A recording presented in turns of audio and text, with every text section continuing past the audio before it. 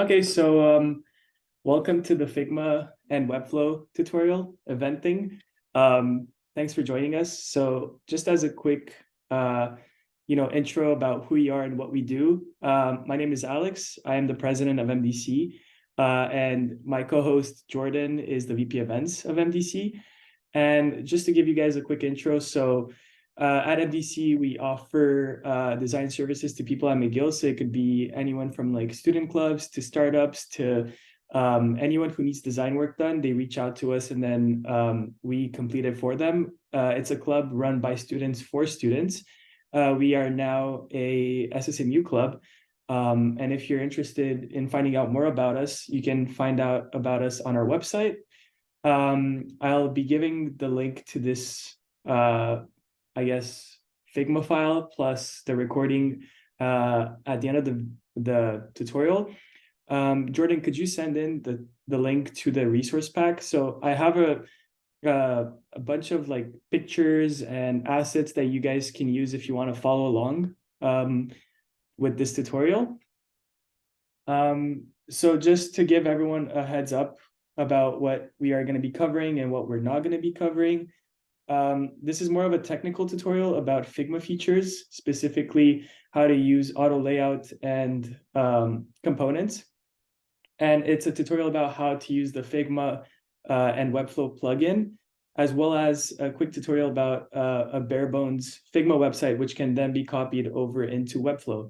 So we won't be going into details about Figma as a whole, because this isn't a beginner tutorial. It's more of a advanced, like semi-advanced techniques, I guess.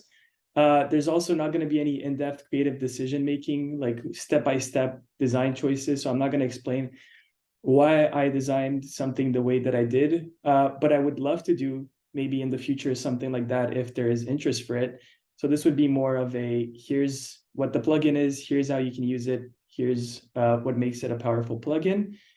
So I guess Jordan sent in the chat right now a link to the Google Drive that you can use to follow along. I'm going to show you guys real quick how to get the Figma education plan, which is free for all students. And then I'm going to show you how to get a Webflow account as well. And then we'll head into the auto layout tutorial, the components tutorial, and then I'm going to present the plugin, build a landing page and a project page. And finally, we're going to put all of that into Webflow, and we're going to have a quick Q&A and a page where I'm going to give you a bunch of resources that I thought would be useful if you're planning on making a portfolio website or pretty much anything. So this is my first time giving one of these tutorials. So if you think that I'm not explaining something properly, just feel free to write in the chat or raise your hand, and then Jordan will unmute you and you can ask me whatever it is. So feel free to stop me while I explain something. It doesn't matter. I just want to make sure that everyone understands everything properly. So first on the list, I guess I'll show you guys how to get the Figma education. So actually, even easier, I'll show you guys the resources that we're going to have at the end. So that's one of the links. When you go over here, you can get verified. So you just have to fill in a quick, well, I'm already part of Figma for Education, but you can fill in, it's a quick little, survey that they have you do, and then they give you access and you can make any of your Figma projects into a education project, which allows you to have as many pages as you want, and then have cross-project assets, and it gives you access to this thing called the libraries, which is very useful. So that's really useful. Moving on, there's also the Webflow account. So if you go to webflow.com, very straightforward. I already have an account, but you can just get started. It's free. The thing is, when you make a free account, you're going to have a Made by Webflow banner. But that's another thing that I was going to show you guys is they do have a Webflow for students, plan, where you can apply once again and you'll get a free CMS plan that would last 1 year. And I think you can apply to refresh it. So this is all going to be in the Figma file, which you can see you'll have access to at the end. So Very useful stuff. Definitely check it out. Usually it costs like $200 per year, I think. So you're saving quite a lot of money. But yeah, pretty much you just set up an account and that's all there is to it. So let's get into the auto layout examples. So just as a quick like explanation of what auto layout is, I guess, hold on. The best way to explain it would be through an example, but I'll try to like verbalize it first. So whenever you have, let's say this card right here, if ever you want to have stuff stacked in a specific manner with equal spacing in between them, you would use what is called auto layout. So I'm moving my mouse over here on the right side. You can see auto layout. I'll show you guys how that is set up, but basically it just allows everything to be stacked in a specific order, either horizontally or vertically. And you can then add in new elements in that same block without having to move everything else around. It would do it automatically. The reason why it's very important to know this is because the Figma and Webflow plugin that we're going to use makes use of this auto layout. And for those of you that might know web development, there's this thing called Flex, which is how a website displays elements. And basically what they've done is they've taken the idea of auto layout in Figma and coordinated to match Flex in like normal web development, which is what allows this plugin to work.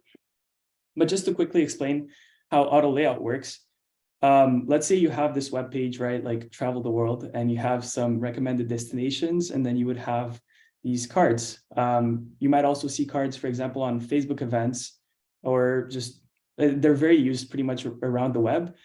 So normally, when I were to create a card like this, I guess the way that I would approach it is probably start off with the frame, just make it, I don't know, random size like this. And then I would probably just, grab an image. Another plugin that I love to use is actually Unsplash. So just run that real quick.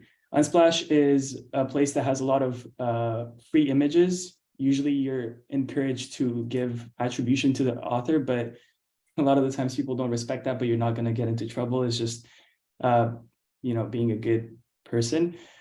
So here you can grab a bunch of images. I'm just going to grab the first one that I see and then just scale it down. You'd probably want to put it in the frame, try to make it a bit bigger, and then you'd want to center it. So once again, I'm going through this pretty fast because this isn't a beginner's tutorial. I'm just showing you how I would go about making a card normally. So you'd have something like that, maybe give this one some rounded corners as well, something like this. Another one of my another plugin that I love is Beautiful Shadows. So if this one, when I run it, it gives you this really quick shadow maker, I guess, which you can interact with. Yeah, like Jordan said, just feel free to stop me at any time if you have any questions. So then I would do that. Let's say I want, after that, put Spain in here, Spain trip. And then you would set it to, I don't know, probably like, that's a bit too big. Maybe like 36, I guess. That's still too big. What did I use here? 24. So yeah, 24, then duplicate that, maybe set it to bold. And then I would use this one as like a little icon thing. So let me just put the Spain logo. All right, you'd stack them like that probably. Let me just see what I used for this one. It was enter. I use the same thing just for convenience, making sure that everything stays the same between the two. So yeah, you do that, then I guess I'm just going to copy that description real quick. You would put the description as well. And then finally, let's say you want a button. I'm just going to put that in there real quick as well. You make this, move this up a bit. So as you can see, it's like pretty straightforward. It's just not everything is centered. They're like all over the place a bit. Anyways, let's say I'm going to make this like this. Maybe take that yellow. I'm going to duplicate this. Put it on top of the rectangle and call it Click Me. right? So that would be how I would approach building a card. Oops. There you go. That's how I would approach building a card really quickly. It's very all over the place. It's not very efficient. And then whenever you try to like, scale it, you can't do that. And if you want to add in, let's say I decide I want to add in this like little tag, right? So let's say I would copy it over here. Now I have to sort of move everything down and it becomes very disorganized. I'm just going to copy this card over here since I had made it beforehand and show you guys what steps I would use to go from that first card into a more auto layout friendly card. So starting with the card, the first thing that I would do is frame every individual component. So let's say the Spain trip with the little logo, that I would want to be one component. So I would frame the selection. And then actually, now that I think about it, maybe I want the title and the description to be one block. So I would once again frame those two. Then I would frame anything that's on a line. So for example, the travel and the helper tags over here, those I would want to be framed together. So I would select both of them and then make a frame, right? And actually, if you want to go one step further, what you could do is you could turn these buttons and these tags into frames as well, so that if ever you want to make the button bigger, the text can always be centered. So what I do in that case is, like I said, I build the button first, but then I will select both of them and then click frame selection. I'll copy whatever color this button was. I would give the new frame a color, and I would set the radius to match what the rectangle was. So now when I get rid of this, as you can see, this is now a frame and the text is in the middle. And what you can do even more is you can set it to center. And now let me just copy this so I don't ruin anything. When you make it bigger, the text will always stay in the center. And it just makes the button way more easy to manipulate, and it'll ensure that the button, the text in the button will always stay in the center. So you can do the same thing over here for these tags. So if I were to do that again, go in here, copy the color, like I said, give the radius of, I don't remember how much I had on this one. It was 10 as well. There you go, 10. Perfect. Get rid of that. And then I'd probably want to duplicate it and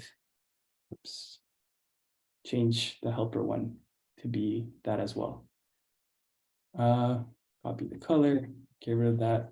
So ideally, while you're going along and doing this, you'd want to, name all your layers so you don't end up with frame 15, frame 18, frame 17, which is hard to keep track of. But for the interest of time, I'm just gonna not do that right now.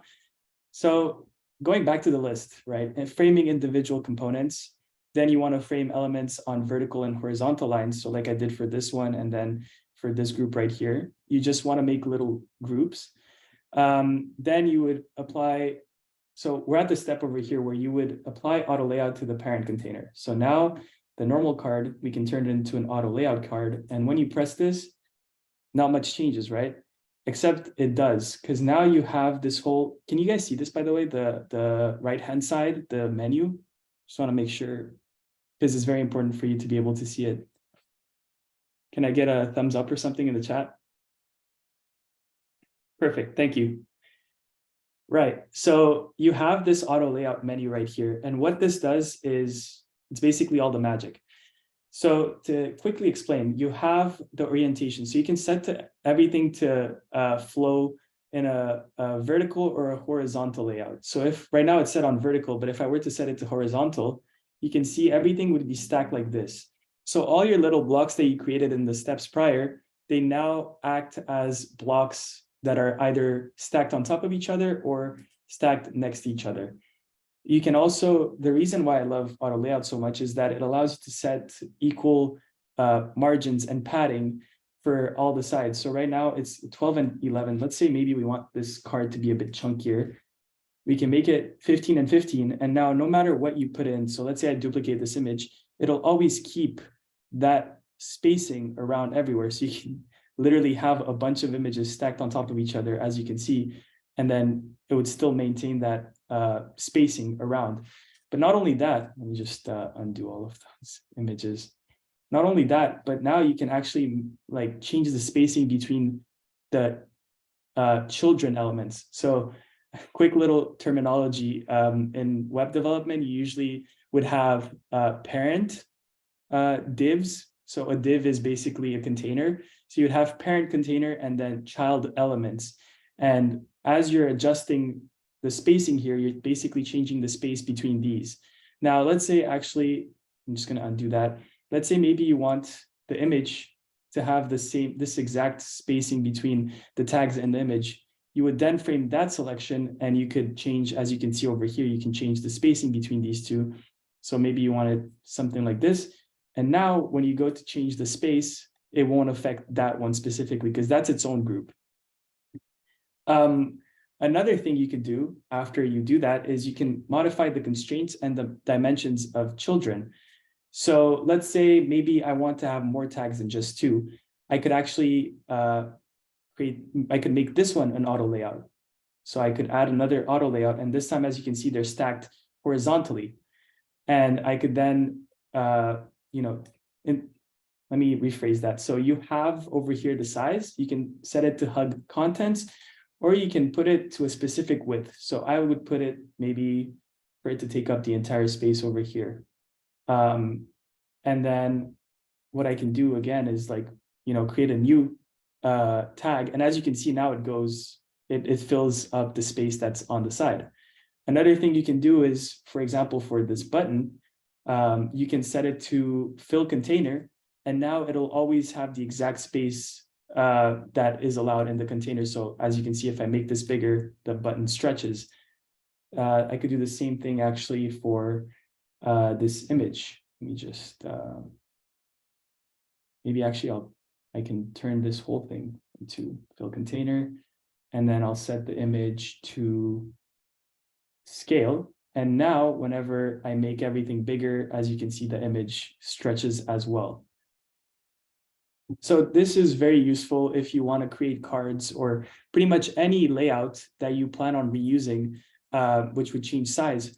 Or even better, like let's say I decide, I want some more tags, but this time after the title and description, I can just copy paste it and it'll automatically grow the card while still keeping the same spacing between everything. So it's really, really useful.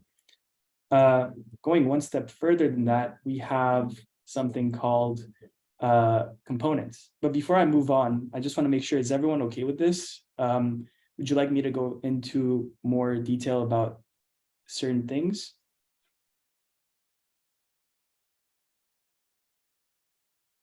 We're good? If, like I said, if ever there's anything, just let me know. So moving on, I'm going to take this card over here and then, oops, that is not the right thing. Just copy that. There we go. So now setting up components. So components are very, very useful because they allow you to have one instance of something that you can then copy in different areas while still maintaining the customizability from just one object. And it's a bit hard to explain. It's a lot easier to show. But basically, okay, let's say we have this card over here, right? I have a Spain trip card, a France trip, and then a Germany trip, right? And as you can see, the title is different and the description is different. So instead of copying just one card and changing that manually every time, there's a way to set it up with components. And let's say I have these 3 cards here, right?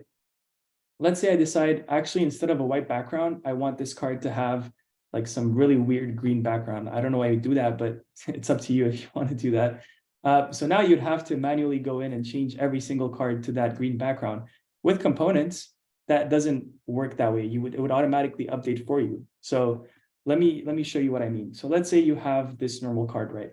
Making a component is as easy as either right-clicking and saying, wait, hold on, where is it? Create component, or you even have a little button up here which creates the component. So let's say I do that. Now I have this component. You can tell it's a component because it has those like four squares that form like a square as well, I guess. And now you have these things called properties. So that's how containers would work. Let's say I would want to make 3 properties, right? The first property would be like the title, I guess. So as you can see over here, there's a section called content, and right now it says Spain trip. What I can do is I can make this a title property, and I create that property. And then we have this content right here. And let's say I'll make a new property and call that one icon. And finally, there's the description. So I'll make that one a new property, call it description. And just for kicks, I'll add in, let me just undo this frame over here because I think it's kind of useless. There you go. Let me get rid of that, then move these down. So let's say I have, okay, now I can do fill container. Let me set this one to fill container as well. Perfect. So now let's say maybe on some cards, I want to have these tags and on other cards, I don't. You can do this thing, which is to add a Boolean. In programming, a Boolean is like something that is true or false. So you can create one of these and call it like, let's say, show tags, and it become a new property, which would allow you to either hide or show those tags. So now how you would apply, you would use one of these components is you could either copy paste it, or if you go into assets, we have our local components right here. So let me just drag it in, and that's a new card, which as you can see over here on the side, you can actually make all those changes. So now let's say I want to make the, I don't know, like the France trip card. I can change it there. And as you can see, now it's changed over here. I can also change the icon for the France flag. And now I can say, hello. And as you can see, it changed everything. However, you still have the main component right here. And another example would be like when I hide the tags. So as you can see, the card is smaller. But what's really cool is, let's say I want the title now to be, I don't know, red.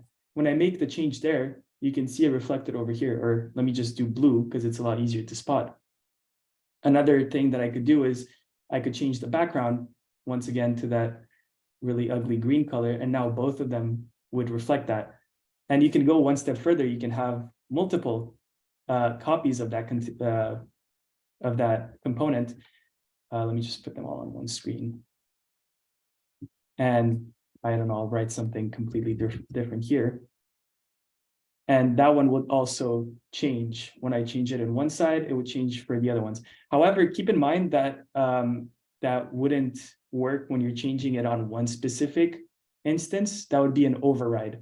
So whenever you change a color on I guess a duplicated component, you are not affecting the main component or any of the other duplications. You're just affecting that specific one. So that's useful. For example, on our friend's trip, if you remember over here, it had a blue button. If I want to set the button to blue over here, I can do that for just this specific card, and it wouldn't change it for all the other cards. Let me just do that real quick. Another thing you can also do is if you want to get a new image for this one, let me just run Unsplash again. Put Paris, why not? That's a nice picture. You just grab that one and then copy it. So I'm just copying the fill image from here, going into here and then pasting it. And then bam, that image is different from the other ones. Another thing you could do with components that's very useful is you can have, what are they called? You can have variants. So variants would be useful if you have a predetermined set of, let's say, button colors that you would want to have. So let's say you only want to have, or a predefined set of cards. So let's say I only want to have Spain, France, and whatever that is. I can just duplicate it over here, make whatever change I want. Let's say, make this one real quick again, France trip. Oops, that is not what I was going for. Right, sorry, let me rephrase that. So what you would do now is you would go in here in the title, you would Wait 1 second. Maybe that's a bit too advanced, actually. Should I, what do you think, Jordan? Should I go through with this? It's a bit more advanced than I was planning, but it could be interesting. What do you think? Well, if people would like to see it, for sure. If you'd like to see Alex go through this, you can do a reaction, maybe a thumbs up or something. This is something you'd like to see? Okay, cool. Yeah. All right. Perfect. So like I was saying, you can have these things called, I always forget the name, variants, right? So you can have multiple variants. This one specifically, I would, let me just go in here. So this would be variant 2. This would be variant 1. You can actually rename these. I'll call this one the Spain card. Call this one the France card.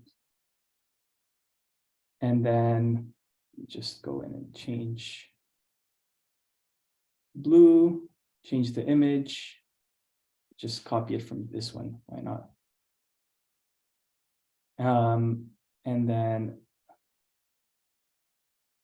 so you have to create new properties for the ones that existed before, because if you're making a change to this one, it's automatically attached to title.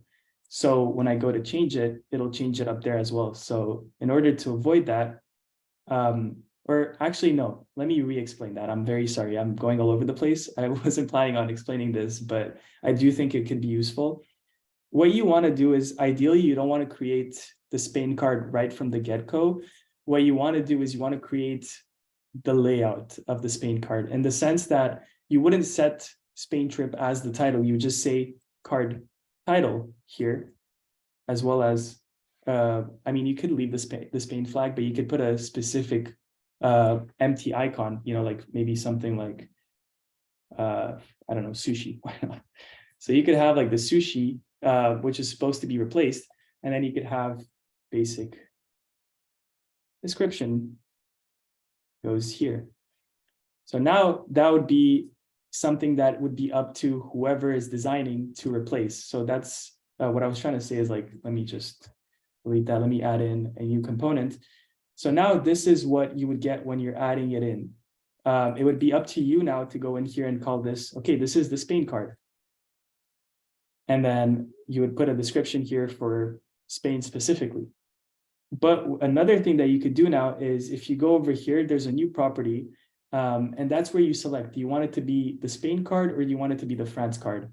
And this is probably confusing because, like I was saying, you're not technically supposed to have the content be relevant to how you're naming the card.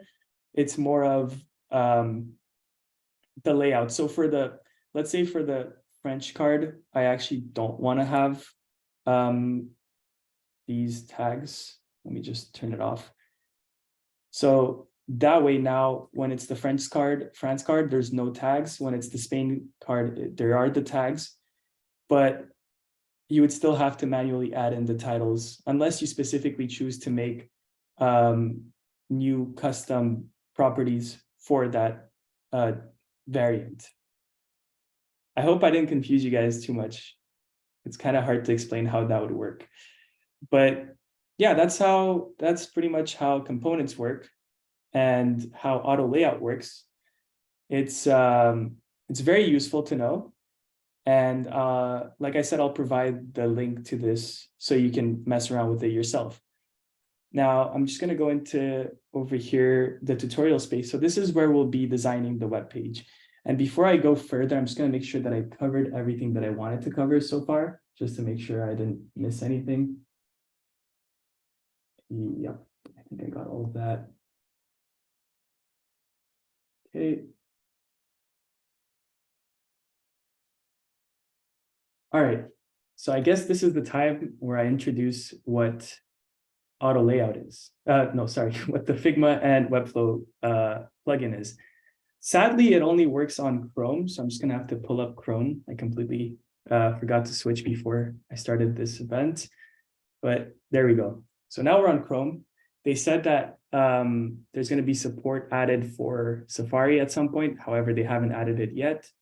I'm just gonna use this for now. Let me just go ahead and close this. Right. So let's start up the plugin. So the plugin is called Figma to Webflow. When you run it, you are gonna, hopefully this gives me the setup. If not, I'm gonna have to log out and log back in. Okay, let me just do that real quick. So when you're first opening this, what you're gonna get is this little pop-up. So auto layout to live websites. It tells you basically how it would work. So it tells you have templates, which then automatically scale in Webflow, which is what's really cool about this. And it asks you to connect to your Webflow account. So once you've set up your account, what you want to do is you want to connect your account real quick. I'm just going to bring it up like here. Just log in.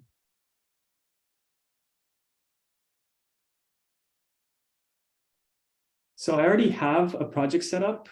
Ideally, you want to set up a project before you begin this, but if not, you can just open a new tab and set up a project. I'll actually do that right now. I'll delete that project and set up a new one. So let me delete this. Ugh. Okay. There you go. So now I would click new site and blank, and then I'll call it, sure, why not, my marvelous site. And now, hopefully when I refresh this, it's going to show up. There we go. So now you want to choose the workspace that you would plan to put your website in. So I'm just going to use Alex's marvelous site, authorize the app. And now you can close the tab and go back into Figma, and it should say account successfully linked. So once you have that done, you can click let's start. And that's it. That's the setup process. The way that the Figma to Webflow plugin works is you want to design and build your website in Figma, and then there's going to be a button up here that's going to show up that says copy to Webflow. First, you have to select the site. Let me just put Alex's marvelous site. Obviously, I can't copy this because this isn't made using their plugin, but what I would recommend you do is you first add a structure. So there's two tabs, there's layouts and then there's structures. And you can choose to make an entire page, or you can choose to make only like a section or a heading plus 3 columns, a 2x2 grid. So they give you a bunch of starter structures. I would recommend you start with new page. So I'm just going to add that in real quick. It's a bit big. I'm just going to move it to the side over here. And then after that, you want to add in layouts. So for the purposes of this tutorial, I guess what I'm going to be doing is a landing page as well as a basic portfolio project page, which you can then duplicate for all your other, for your different projects with different images. Like I said, this is just a bare bones website. Ideally, you would have like a contact page as well as like an about me page, multiple pages.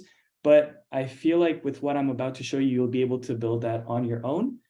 So once you have like the structure, like I said, you can add in, let's say, the nav bar and then a hero heading left.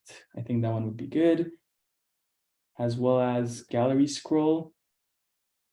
Then we're going to add in this pricing comparison, which we'll use to showcase what services we offer. So we're going to take a layout that they had prepared and just repurpose it. And finally, we're going to add in a footer.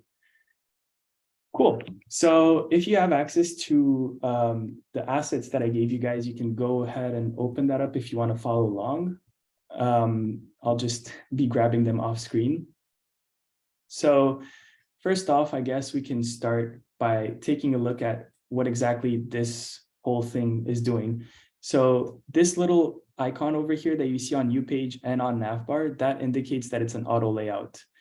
And you can also check by looking over here. So everything here is built using auto layout. And then you have nested instances of auto layout.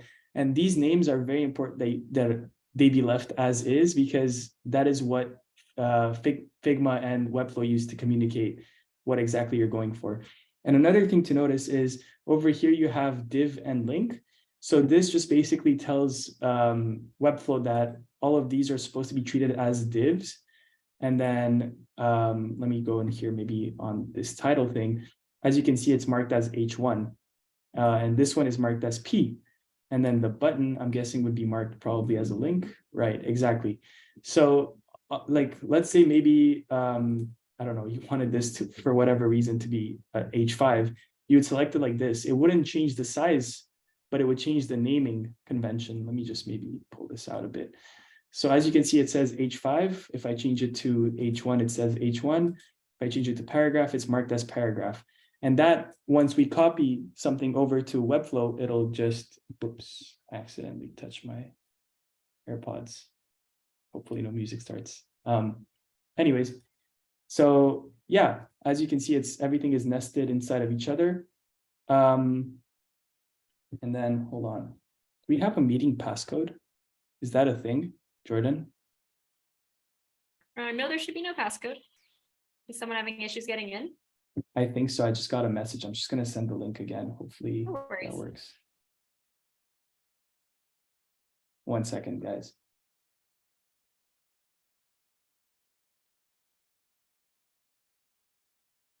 All right. Cool. So let me just go in here, get the tutorial assets. So we're making a portfolio for this lady called Juliet today, I guess. Just going to copy everything in here for now. Everything in. And then, okay. So this is the logo, which I should have, this is the wrong thing.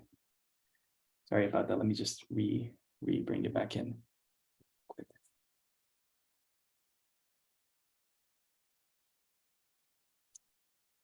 Where is it?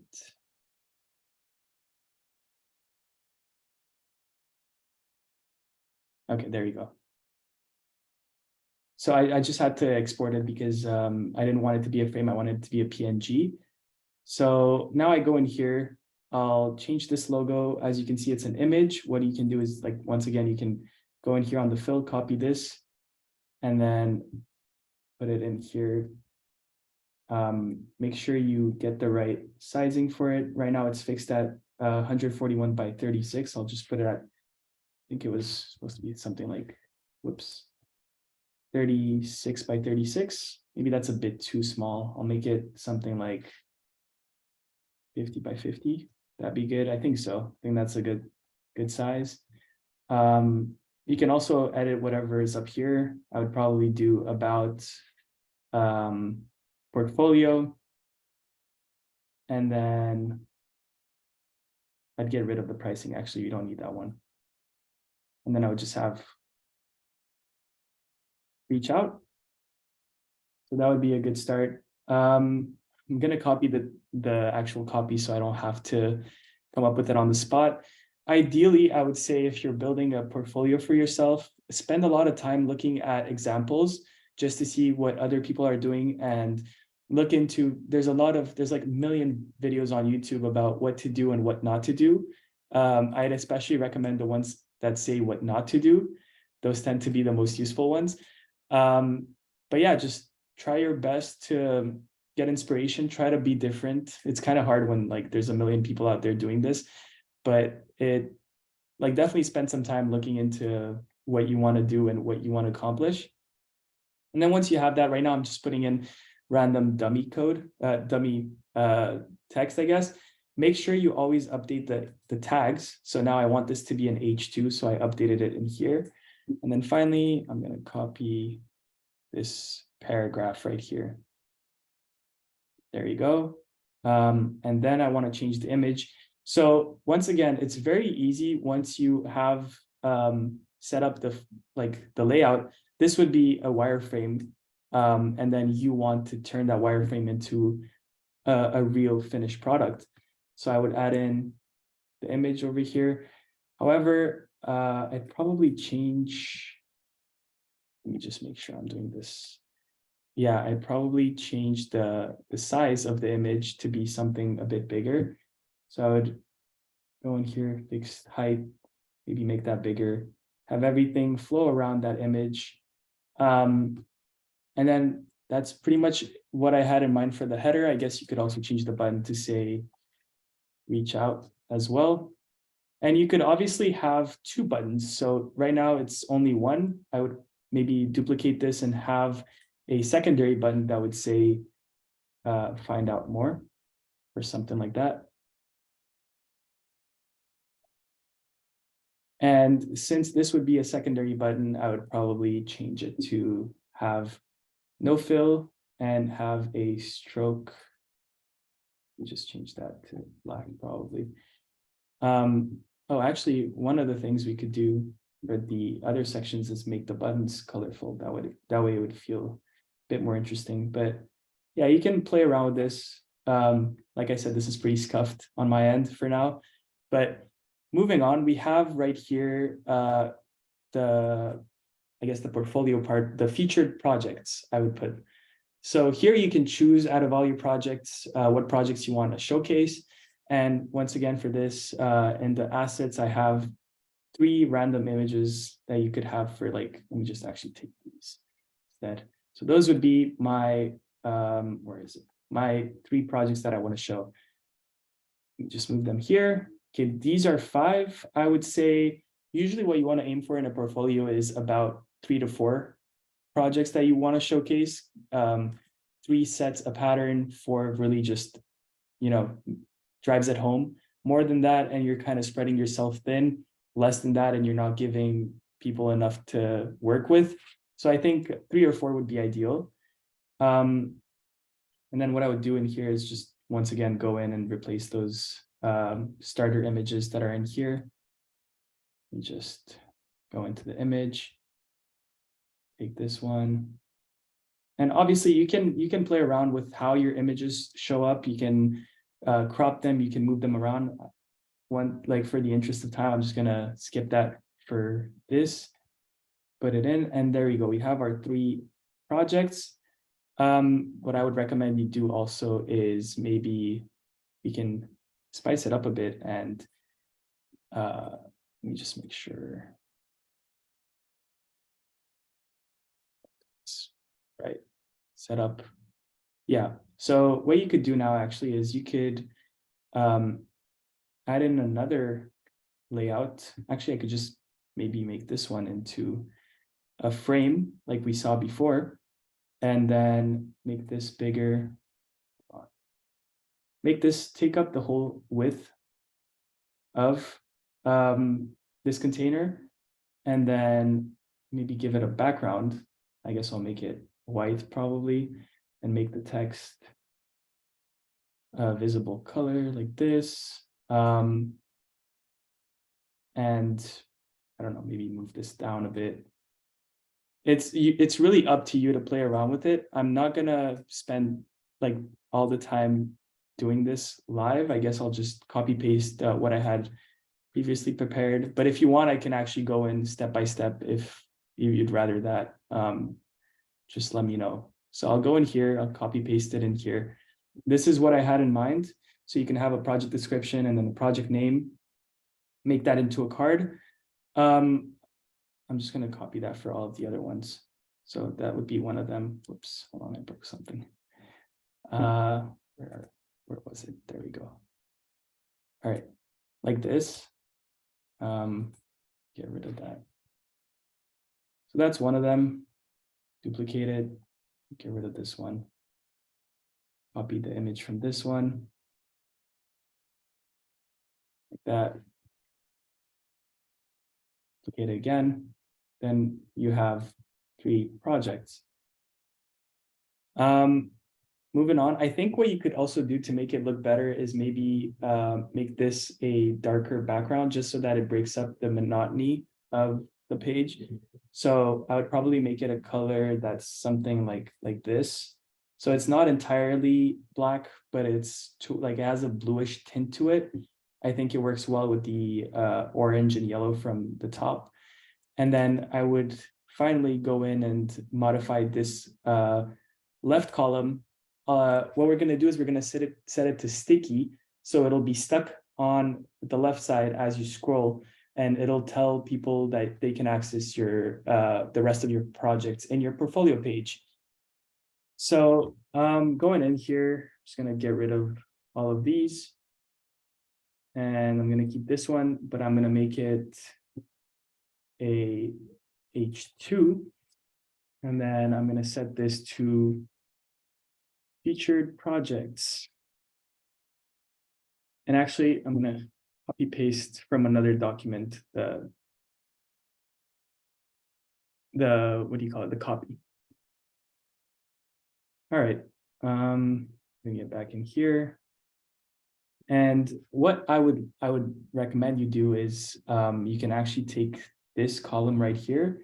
Since it is auto layout, what you can do is you can give it some padding. So I think I would do probably like 10 and 10.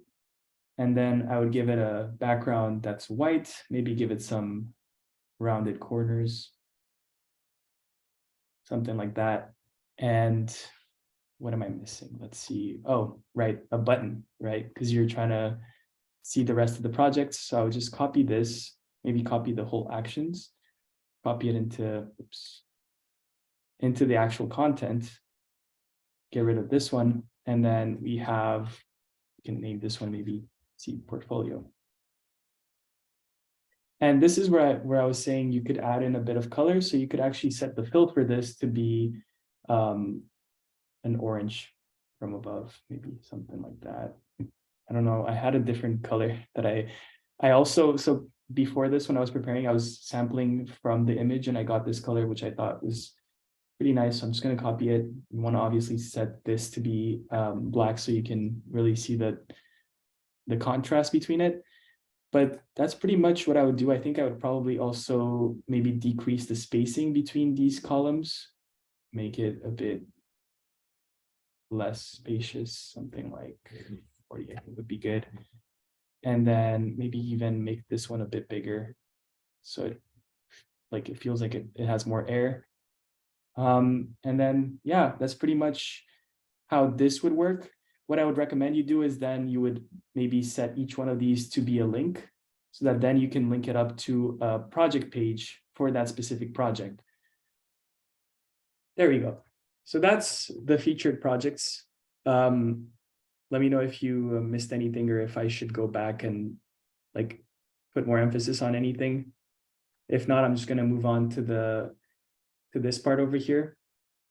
So like I said, we're not going to be using this entirely how it was. So I'm just going to get rid of these. We don't really want that.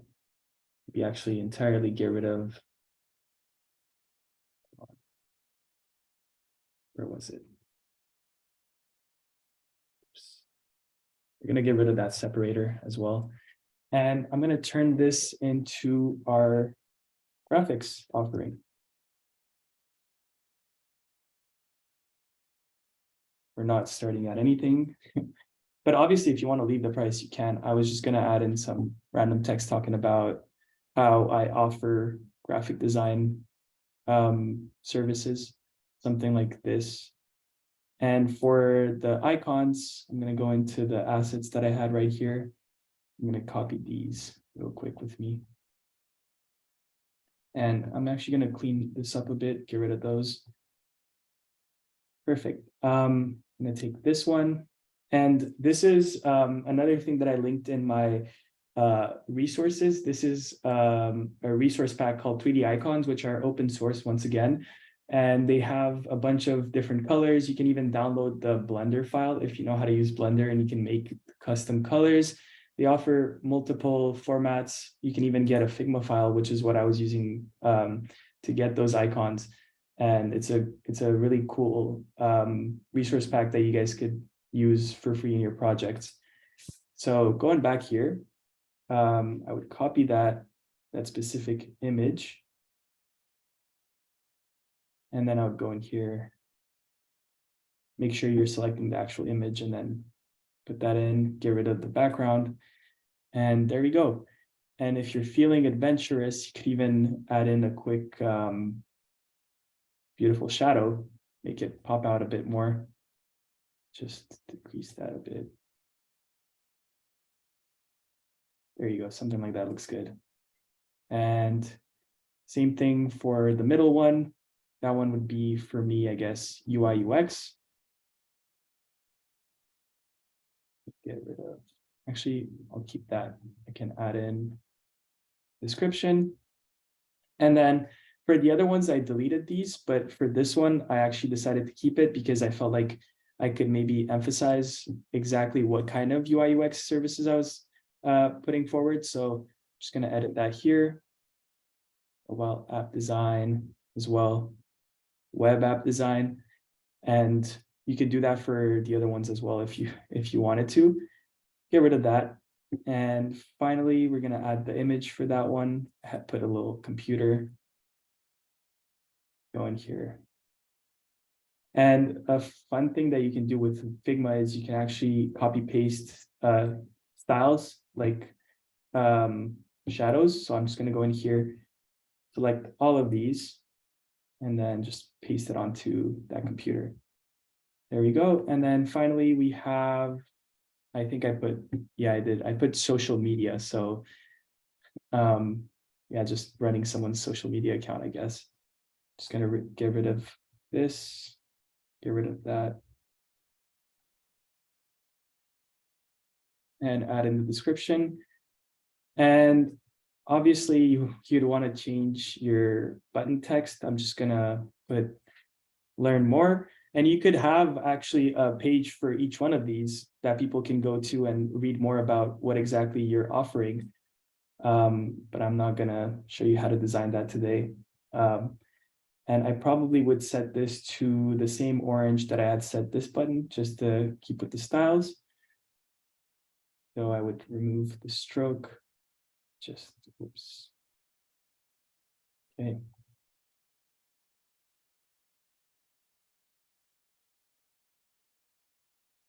There we go. Right, oh, and I forgot to put the image. So the last image, this one, copy it, same as before. And get the shadows. Oops. All right, so there we go. Oops, I forgot that little divider. Looks kind of ugly. And I would probably recommend you maybe, I don't know, I don't really like the shadows that they have going on. I'd probably change it with our shadows, or maybe not that one specifically. I'm gonna undo that. But also make sure you keep your rounded corners the same everywhere. So let me just check what I did for this one. It was 5. I'm gonna give it corner radius of 5 for all of them, just to keep the styling the same everywhere. And finally, we have the footer. So for the footer, I would probably set it to the same color as I set it here. Make sure you change the text, obviously, to be white as well. There we go. And I would go up here, get the logo, and replace the bottom one with that. Let me just take it out. Yeah, there we go. Let me get the logo from this. Go in here, place that.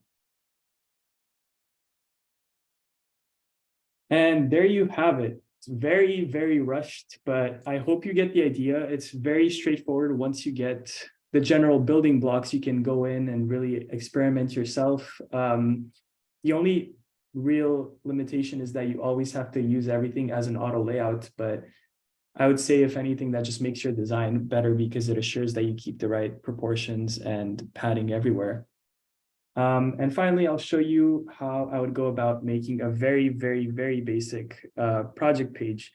So bringing back up the Figma to Webflow plugin. Yeah, actually, Coco, I guess I could show that before I make the other page. So what you would do now, when you're satisfied with this, you would do copy to Webflow. And we'll give it a sec because it has to do a bunch of calculations. Preparing your assets might take a bit of time. And when it's done, it'll say that you want to confirm the copy. Then you open up your marvelous site. You're going to have to click on something. So we're going to click on body. So just to make sure you guys, so we're on the home page right now. And you're going to click on the body and then Control V or Command V, whatever you have, and bam, it just pastes everything in there. Everything just works. If you go into the sizing, as you can see, it like takes the other line. Everything is scaling properly. You can even go on to mobile and you'll see that everything just like works. And even easier to see how it is responsive, you switch to this little eye icon, and then you can just drag it and you can see it automatically change the positioning, which is what really blew my mind, because this is a first. Like, there's a lot of tools out there that tried to replicate this, but none have gone this good. And it's because Webflow specifically developed it themselves to work with Figma. Yeah, so it's really crazy to me. I'm gonna switch over here, make a new structure for the new page. And then you want to add in, once again, actually, you could just copy it from here if you don't want to go through the hassle of changing it again. And then what I had for this one, to spice it up a bit, I had a hero stack. I'm just going to put that in there. And then I had a gallery overview, I think it was. Doesn't really matter. You could just start with whatever and then modify it yourself. Is that what I had? I don't even remember. No, it was a gallery scroll. I take that back, but it doesn't really matter that much, but you could just, whatever is closer to your final design is what you want to have here. So I'm just going to put that, whoops, I got rid of the hero stack. Let me add that back in, move it back up. And finally, we're going to drag in our footer. Right, so ideally, when you have a project page, you want to have 3 sections in there. You want to have a project description, a challenge paragraph where you talk about what challenges you had, what was the prompt. Like, for example, you're doing this for work, there was a rebranding going on and we wanted to cover this and this and this. And then you want to have another section which is called what you learned. And this is where you basically explain, I learned how to build this for the first time. Throughout this process, I evolved my web development skills. So try to keep it brief, because a lot of the times, people that are hiring you are seeing hundreds of portfolios per day, so they're not going to spend much time reading. So you want to keep it straight to the point, but then give them the option, if they do want to read more, to read more all throughout your post. So I'll just copy what I had in here. It was like a template page that you can then reuse for your other ones, for your other projects. All right. And I actually removed the button because I didn't think it was useful for this scenario. Then for the image, I think I just took this one that we had right here. Just copy that. Oops. Make sure you're always selecting the right layer. I think I got rid of that as well. And I actually, from what I remember, I got rid of this column. So that way it like spreads to the entire width. But I did adjust the size of the image, I think is what I did. Set it to something more big like this. Oh, whoops, I was doing it in the wrong spot. Sorry about that. I meant to put it here. There we go. And then this is also part of the assets. I had just so these images right here are just images that I found on this website that is part of the resources, which is called Dribbble. So many of you probably know about Dribbble since you're into design, but Dribbble is basically this, it's like the Instagram of design, I guess I would say. People just post a bunch of their work in progress, whatever designs they've been cooking up. And it's a great place for you to get inspiration. I can't recommend this enough. Obviously, you shouldn't copy. You should always innovate and make something new. But I think a good starting spot is to go throughout the day, just look at Dribbble. There's also something a bit more advanced, but I would still highly recommend it. It's called Behance. And Behance has a bunch of projects, but these are like way more advanced than what Dribbble has. I find that Dribbble is a lot more user interface, websites, stuff like that. You can just learn more by looking here. And these assets, I actually got them from there. Obviously, I didn't ask them for permission, so none of this, you can't use any of this commercially. I'm just trying to teach a class, and these are placeholder images, but you can use them in your designs just to get a general feel for what you want your website to look like. I think, for example, having 3D renders with your designs in them in stylized positions is a great way to get attention to what you're doing. I'm just gonna get rid of these actually real quick and duplicate the one that had a better height. So copy this. Whoops, that's not the right one. This one. Whoops. Okay, why is it bugging? There we go. All right. So we have 4 of these. I'm just gonna put all 4 at once. Let's go this one. And then this one. And then finally this one. So there you go. That would be a project page. And once you're ready with this one, you can just hit copy to Webflow. And it'll prepare your assets. Takes a while. And then bam, it's ready. So now what you want to do is you want to go into Webflow and make a new page.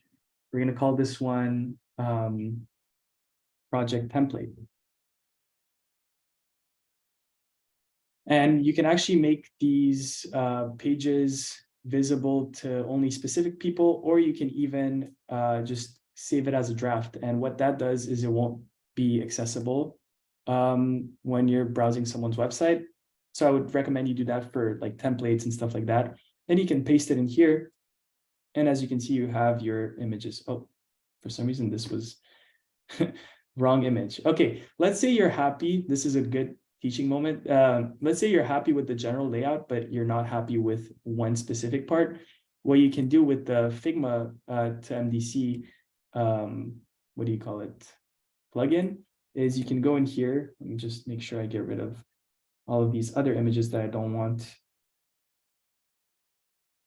There we go. Get rid of this. Now, what I can do is instead of once again copying this whole page, I can just select this specific section and click copy to Webflow. Oh, my images are too big apparently. Okay. Let me get rid of some of the images and then I can just add them back in manually after. What about this? Is that too big still?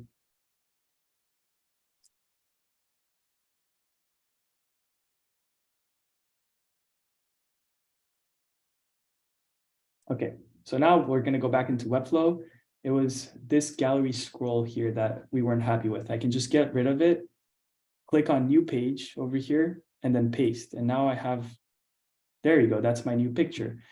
Let's say I want the other pictures that we had in there. Let me just open this up. I'm going to copy, I'm going to undo this. And then I'm going to select these 2 image wrappers right here. Oh, wait, it has to be, okay. No, that's not going to work. Okay, just get rid of these, I guess, and copy these ones specifically. So you still have to fiddle with it. It's still a brand new plugin. They're improving it every day. So expect some hiccups at first. Just gonna like paste it in here somewhere. There you go. Those are the images I wanted. So I'm just gonna take these, move them in here. Oops. Like that, and then get rid of this. So there you go. Now we have all our images in here. And as we showed before, you can have it scale. As you can see, though, for these images right now, they're set to, not change size, but you can change that. It's up to you what you want to do. Like when you look over here for the size, and once again, this isn't an intro to Webflow either. I did link to this thing called Webflow University, which has some really funny and educational classes, which are free. And they're a great place to start if you want to get into Webflow, which I highly recommend because not only do you get Webflow for students, which is free, but they have so much functionality. There's these things called CMS collections, which basically allow you to build your portfolio using only like text and images, and then design it once and link those images and that text just to one page. It's super powerful what you can do. You can have e-commerce. There's a million things that you can do with this, and it even has custom code. And yeah, like I could go on and on. I love Webflow, honestly.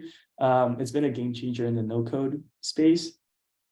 But anyways, as I was trying to say, if you go in here for size, you can set it to contain. And now when we go to change the size, you can see that it shrinks to always make sure it keeps that image in there. And obviously, like I said, it's not perfect. You can play around with it. You can mess around with it some more when you look into Webflow some more. But as a base, this is very powerful, and it saves you so much time from having to design it in Figma and then recreate it in here. There's one last thing I wanted to show you guys specifically in Webflow, and that is the sticky position. So right now, this container right here is set to static, but if we set it to sticky, and then we give it maybe, let's say, I don't know, 5%, when you scroll, that did not work. Hold on, give me a sec. Why did that not work? Oh, it's because I did it on the wrong thing. Forget I did that. Just reset it. It was this one. Okay. Right? There we go. So now when you're scrolling, this will stay sticky like this, so you can always see it on the side. I think ideally you'd want to undo that on anything lower than desktop, because then you end up with this weird scroll. So what you can do is Webflow actually overrides everything for the different sizes. So you can now set this one back to static and it'll stay there, but on desktop, it'll still scroll. So yeah, you can then link your buttons to whatever you wanted to put to get you to. I guess I'll just hook up this one over here to the page that we set up, which was the project template. And yeah, now that's pretty much it. When you click on it, it takes you to the project template page. So that's pretty much what I had to show you guys. If you have any questions, feel free to ask them now. I could maybe go in and clarify some points. But yeah, this page has all the resources that I was talking about. I think I forgot to add a couple of ones, so I'll make sure to add them after this meeting. But that's pretty much how the plugin works, and how auto layout works, and how components work. Any questions? So for the resource page, like I said, I'm going to share the link to this Figma, and actually I think I can do that now that I'm done with this. Just anyone with the link can view. Let's do it like that. Why not? Copy link. There you go. I'm going to put it in the chat now. You guys can access this. And whenever you go on here, you can just click on the link and it'll take you to that page.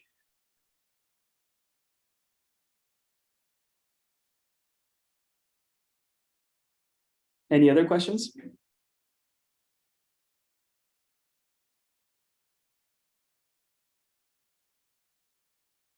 Cool. So the tutorial was a lot shorter than I thought it would be, but I think this is good. If anything, we can maybe at some point do a follow-up or more advanced techniques or something. But thanks everyone for being here. I really hope you learned something new. If you want to reach out to us, feel free to do so on our website, either to join us or to send us a project request. And if you have any feedback on this, feel free to email it to us or anything. We'd love to improve our tutorials, and we hope you guys learned something new and cool.